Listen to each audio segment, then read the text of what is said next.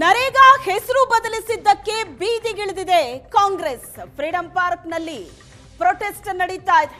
Freedom park protest ಬಳಿಕ ಲೋಕಭವನಕ್ಕೆ ಕೈ ನಾಯಕರು.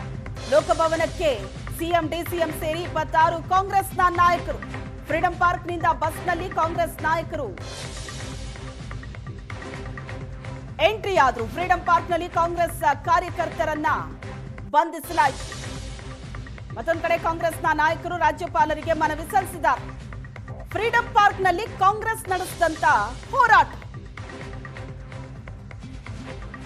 ಫ್ರೀಡಂ ಪಾರ್ಕ್ನಲ್ಲಿ ಪ್ರತಿಭಟನೆ ನಡೆಸಿ ರಾಜ್ಯಪಾಲರಿಗೆ ಮನವಿ ಸಲ್ಲಿಸ್ತೀವಿ ಅಂತ ಹೇಳಿದ್ರು.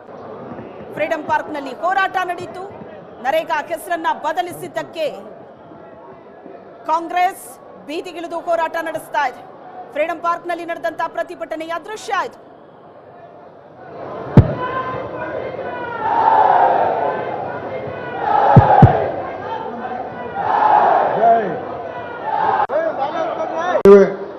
ಸೊ ಅದರಿಂದ ಆ ಹಕ್ಕನ್ನು ಕಿತ್ಕೊಂಡು ಇವತ್ತು ವಿಬಿಜಿ ಗ್ರಾಮ್ಜಿ ಒಳಗೆ ಅದನ್ನ ಡೆಲ್ಲಿಯ ಅಧಿಕಾರಿಗಳು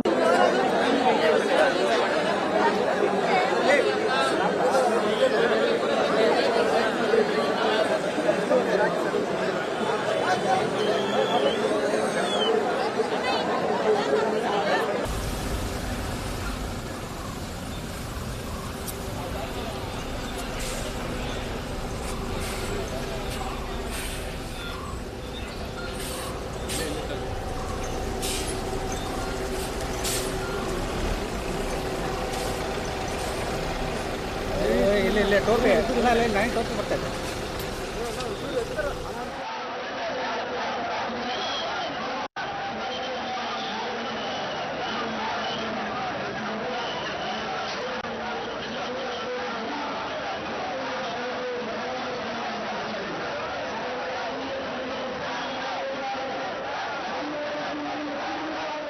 ಪಾರ್ಕ್ನಲ್ಲಿ ಪ್ರತಿಭಟನೆಯ ನಂತರ ಕಾಂಗ್ರೆಸ್ ನಾಯಕರು ಲೋಕಭವನಕ್ಕೆ ಬಂದಿರೋದು ರಾಜ್ಯಪಾಲರಿಗೆ ಮನವಿ ಸಲ್ಲಿಸೋದಕ್ಕೆ.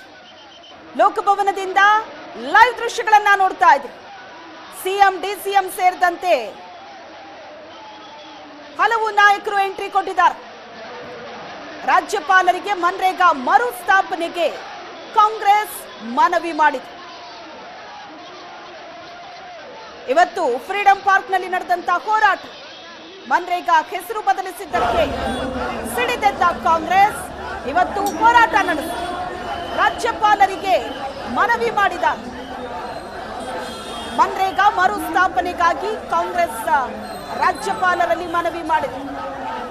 ಲೋಕಭವನ ಮುಂಭಾಗದ ದೃಶ್ಯ ಆಯಿತು.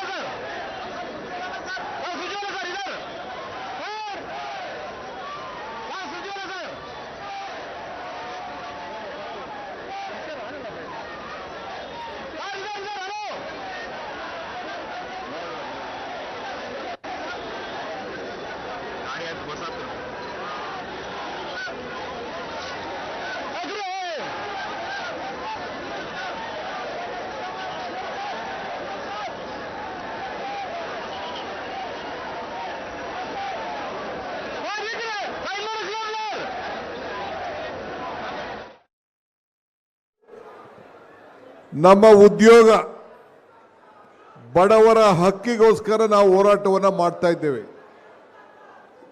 ಯಾರಿಗೆ ಕೂಲಿ ಇಲ್ಲ, ಯಾರಿಗೆ ಉದ್ಯೋಗ ಇಲ್ಲ, ಅವ್ರಿಗೆ ಉದ್ಯೋಗವನ್ನು ಕೊಟ್ಟದ್ದು ಶ್ರೀಮತಿ ಸೋನಿಯಾ ಗಾಂಧಿ ಅವರ ನೇತೃತ್ವದಲ್ಲಿ ಮನಮೋಹನ್ ಸಿಂಗ್ ಸರ್ಕಾರ. 2013ರಲ್ಲಿ ವರ್ಲ್ಡ್ ಬ್ಯಾಂಕ್ ಇದೊಂದು ಬಹಳ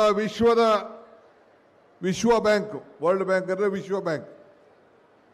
ನರೇಗಾ ಯೋಜನೆ ಒಂದು ಬಹಳ ಅತ್ಯುತ್ತಮವಾದಂಥ ಯೋಜನೆ ಅಂತ ಹೇಳಿ ಅವರು ನಮಗೆ ಸರ್ಟಿಫಿಕೇಟ್ ಕೊಟ್ಟರು. ಇವತ್ತು ಎಲ್ಲ ಕೂಡ ಮುಗಿಸಿ ಮಹಾತ್ಮ ಗಾಂಧೀಜಿಯವರ ಹೆಸರನ್ನ ತೆಗೆದುಹಾಕ್ಬಿಟ್ಟು ಇವತ್ತು ಈ ಯೋಜನೆಗೆ ಹೊಸ ರೂಪವನ್ನು ಕೊಟ್ಟಿದ್ದಾರೆ.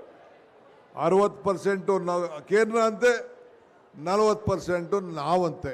ಬಿಜೆಪಿಯವರು ಏನು ಅದಕ್ಕೆ ಮಾತಾಡ್ತಾರೋ ಕೇಳಿ ನೋಡೋಣ. ಆದರೆ ಇವತ್ತು ಬಿಜೆಪಿಯವರು ಅಲ್ಲೋಗಿ ಗಾಂಧೀಜಿ ಪ್ರತಿಭಟನೆ ಮಾಡ್ತಾ ಇದ್ದಾರೆ ಅಂತೇಳಿ ನನಗೆ ಮಾಹಿತಿ ಬಂತು. ಎಲ್ಲರೂ ಉಂಟೇನ್ರಿ, ನಿಮಗೆ ಗಾಂಧೀಜಿ ಪ್ರತಿಮೆ ಮುಂದೆ ಕೂತ್ಕೊಳ್ಳೋಂಥ ಹಕ್ಕನ್ನ ನೀವು ಕಳ್ಕೊಂಡಿದ್ದೀರಿ. ಇನ್ನು ಮುಂದಕ್ಕೆ ಎಲ್ಲೂ ಕೂಡ ನಿಮ್ಮ ಕಚೇರಿಯಲ್ಲಿ ಗಾಂಧಿ ಫೋಟೋ ಇಟ್ಕೊಳಕ್ ಆಗೋದಿಲ್ಲ. ಬಿಜೆಪಿ ಅದಕ್ಕೆ ಒಂದು ರೋಗವನ್ನು ತಂದು ಕೊಡ್ತಾ ಇದ್ದೀರಿ ಹಳ್ಳಿಗಳಿಗೆ.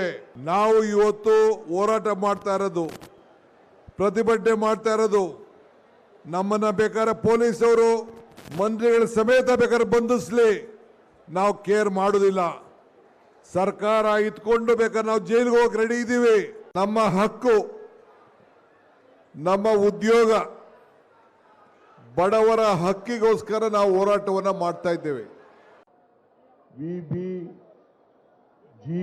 ರಾಮ್ಜಿ ಕಾಯ್ದೆ ಅದನ್ನು ತಂದಿರತಕ್ಕಂಥದ್ದು ಮನ್ರೇಗಾ ಕಾಯ್ದೆ ಏನಿತ್ತು ಆ ಕಾಯ್ದೆಯನ್ನು ರದ್ದು ಮಾಡಿ ವಿಬಿಜಿ ರಾಮ್ಜಿ ಕಾಯ್ದೆಯನ್ನು ತಂದಿದ್ದಾರೆ. ಅವರು ದುರುದ್ದೇಶದಿಂದ ರಾಮ್ ಬರ ರೀತಿಯಲ್ಲಿ ಮಾಡಿದ್ದಾರೆ. Viksit Bharat, guarantee for Rozgar, Ajeevika mission Gramin ಅಂತ ಅದರ ಅರ್ಥ. ಮನ್ರೇಗಾ ಮಾಡಿದ್ದು 2005ರಲ್ಲಿ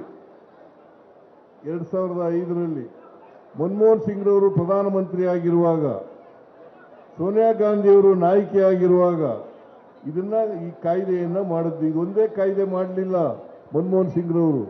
ಇದನ್ನು ತಾವೆಲ್ಲರೂ ಕೂಡ ಅರ್ಥ ಮಾಡ್ಕೋಬೇಕಾಗ್ತದೆ. ಬಡವರ ಬಗ್ಗೆ ಮಾತಾಡ್ತಕ್ಕಂಥದ್ದು, ಮಹಿಳೆಯರ ಬಗ್ಗೆ ಮಾತಾಡ್ತಕ್ಕಂಥದ್ದು, ಅವ್ರಿಗೆ ಕಾರ್ಯಕ್ರಮಗಳನ್ನು ರೂಪಿಸ್ತಕ್ಕಂಥದ್ದು ಕಾಂಗ್ರೆಸ್ ಪಕ್ಷ ಮಾತ್ರ.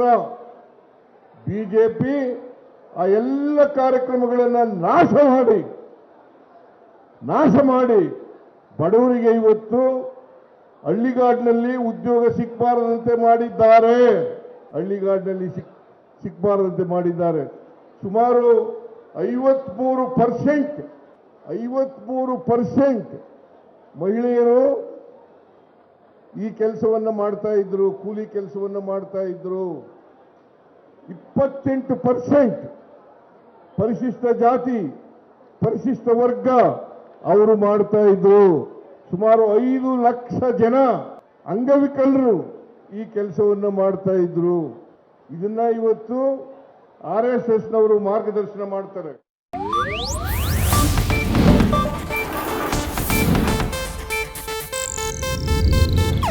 ಇದು ಏಷ್ಯಾನೆಟ್ ನ್ಯೂಸ್ ನೆಟ್ವರ್ಕ್ ಪ್ರಸ್ತುತಿ.